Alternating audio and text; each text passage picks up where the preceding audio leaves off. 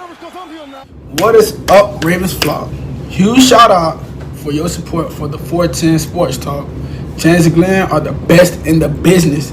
They're killing it right now. They love talking Raven talk. Make sure you go subscribe to their channel. Let's go Ravens. Big trust. Hey guys, welcome into another episode of 410 Sports Talk. James Haskell, along with my co-host Glenn Martin, and we are walking you guys through these position battles. Excited to do it, get you prepped for camp. So let's get right into it. We've done, if you haven't seen yet, we've done the O-line, we've done the wide receivers, and we're moving on to the corners because there's a lot of intrigue around. There's been a lot of murder and a lot of intrigue, quoting the great Michael Scott. Certainly, there's a lot of intrigue around the cornerback position. So we're really excited to get into it because we think, unfortunately, there's going to be some good players that either, one, they're not going to make the roster, but, two, we're going to try and squeeze on the practice squad, or three, they're going to get hurt in the parking lot, like Glenn likes to mention, and end up on the IR. So let's get right into it. As always, let's start with our historical data. Glenn, what are the trends as far as guys that we, number of players that we keep? What do we got, at least in the past 2 years? Yeah, so last year they kept just 5 at the cornerback position. They kept Marlon Humphrey, Marcus Peters, Jimmy Smith, Tavon Young, and Anthony Averett. So, teams good room. It's a really good room. It's a strong room, and teams like to kind of bounce between usually 5 or 6 cornerbacks. Ozzie always says you can't have too many good corners, and certainly in Baltimore, the way Wink likes to use those corners, you definitely need some good ones at that spot. Puts them in a lot of high pressure, high leverage situations, and situations where they don't always have a ton of help. So not only do you have to have, good quality at the top, but you got to have some quality depth all the way down because, it's a tough job to play cornerback in the Baltimore Ravens defense. There's no doubt about it. Yeah, absolutely. So are we going to go with 5 as our projection then, Glenn, or should we, is that TBD? You don't want to let anything out? Yeah, I'm not sure if I want to spill the beans just yet, but there is an opportunity. They got to go heavier in some position because we both anticipate them going lighter at the quarterback spot. We both think they'd only go with 2. And in recent years, they've gone with 3 guys. Being Lamar and Trace McSorley and RG3, 2 years ago. And then last year, they added to that room with bringing in Tyler Huntley, and RG3 is now gone. So I think that there's an opportunity to only go with 2 of those guys. And that would mean, there's a spot we could use, at another spot. But there's a lot of positions that have a lot of depth. So, who knows if it's going to be here or elsewhere. So Jimbo, I think we can knock out the first few as locks. Yeah, right? I think we got 4 that are locks. I mean, that's the crazy thing, right? You got Marlon, you got Peters, you got Jimmy Smith, and you got Tavon Young. People can say, why don't they just cut Tavon Young? But they're not at a point. It is not beneficial for the Ravens to part ways with Tavon Young. It is more beneficial to see what he has left in the tank based on the finances being in his favor. Yes. And so, their prenuptials are in such a way that they are not able to get a divorce at this point. Not yet. Nope. Right. And now there could be the unfortunate injury that could force, Tavon Young, hopefully not out of the lineup here. We don't want to see him get hurt, but of course we have to bring it up that he's had a lot of injuries and that. But right now is if everything goes, as planned, Tavon Young's not going to be cut from this team. They're hopeful that he can finally be healthy. 4 locks, no doubt about it. Those 4 guys are making the team. So there's either 1 or at most 2 roster spots remaining after those guys. And let me just tell you who's right now competing for. A lot of guys on this list, Glenn. No doubt about it. Let's see. We have Shaun Wade, recent draft pick. This year's draft pick, Amon Marshall, who's a couple years ago was a recent draft pick, and this guy battled a lot of injuries. Some question whether some of those injuries were just developed to stash him for the future, but nevertheless, he's been a recent draft pick, so it's going to be an interesting decision there. And then Anthony Averett, who really showed that he can play at a high level when asked upon, and has really gotten better every year. So that'd be a surprising one. Then, of course, you have Brandon Stevens, who is in a weird spot. It's like, is he a safety? Is he a corner? He's kind of unknown. Certainly, by us. I mean, maybe they have a pretty good idea about it, I'm sure. But a lot of intrigue there. And then let's see, is there anyone else I'm missing? I mean, I know they got Shaun Wade, Biggie Marshall. Mm-hmm. They got Brandon Stevens and Anthony Averett. Is there someone I'm missing that I should be including? No, I think so. And if it's cool with you, I kind of want to. So we got 4, and Brandon Stevens. So where are you with Brandon Stevens and Shaun Wade? Are they, first and foremost, regardless of the position, are they both locks in your mind? Regardless of the classification, right? Amon Marshall? Is that what you said? No. Oh, okay. Stevens and Shaun Wade. They got to be locks. They were this year's draft pick. I can't imagine them cutting a draft pick they just made this season. So I think they got to be locks, but what position? Right. So we'll say Shaun Wade is already the 5th because I don't think he's playing safety. While Stevens is still a conversation, Shaun Wade is certainly a corner, right?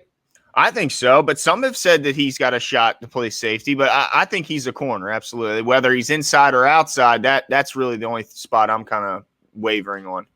Yeah. Wow. So that's 5. That's 5. And recent history tells you they keep 5. Now, like I said, they could go 6 here if they wanted to. They could keep that extra guy because, let's see, a couple years ago, I'm looking back a few years, they had Jimmy Smith, Brandon Carr, Justin Bethel, Cyrus Jones, Marlon Humphrey, Anthony Averett, and Amon Marshall listed. Now, Cyrus Jones was listed mainly as a returner, but he does play corner.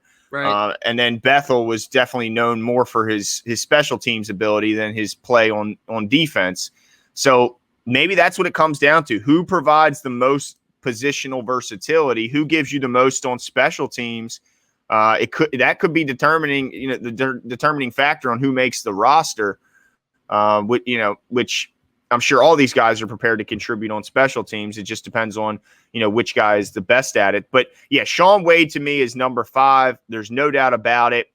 I don't know if I'm putting Stevens on this list because that was going to be my next question. Yeah, I think he ultimately gets decided to be a safety, but a safety that can play some corner for sure. It's kind of like when Levine comes in and they like to bounce him in all these different spots. I saw him play some nickel.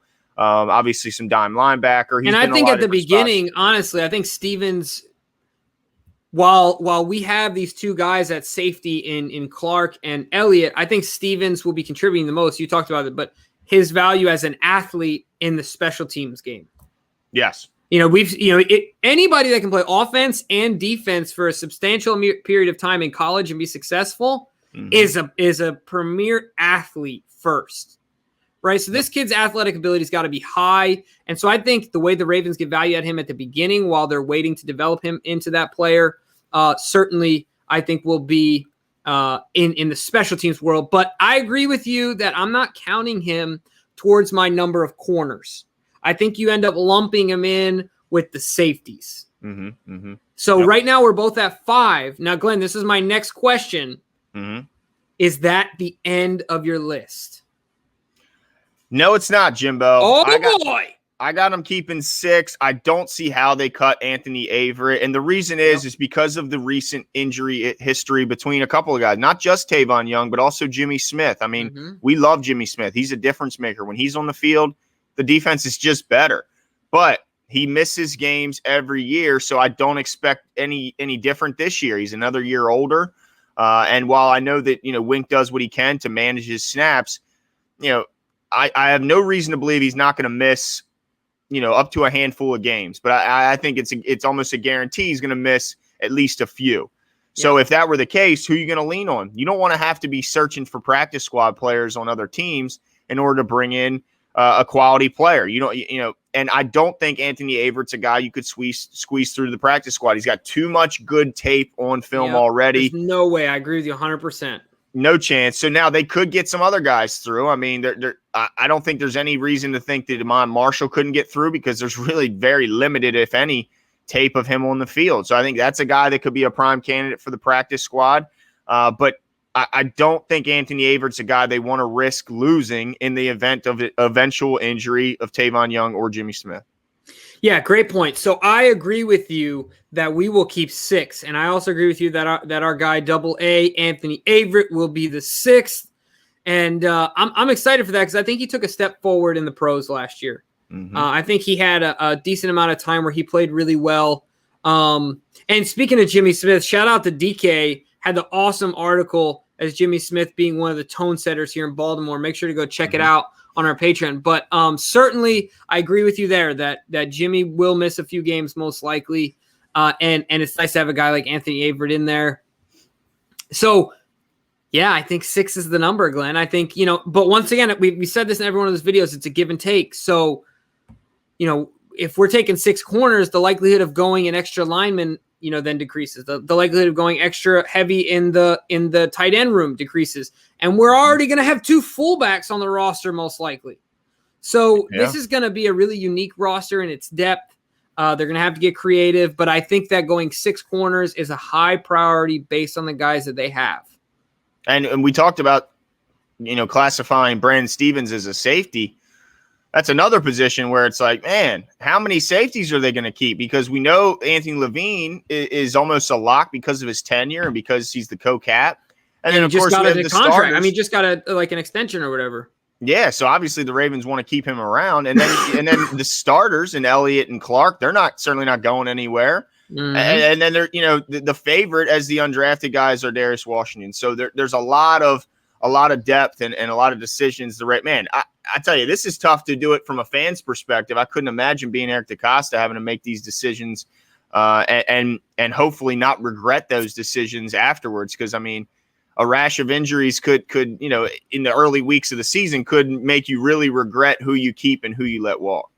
Yeah, absolutely. So you guys put your GM hats on. Let us know what your thoughts are. Leave all your comments below. Are we keeping 5 corners? Are we keeping 6? Who are the 5? Who are the 6? Let us know all things below, and we'll talk to you guys soon. See you.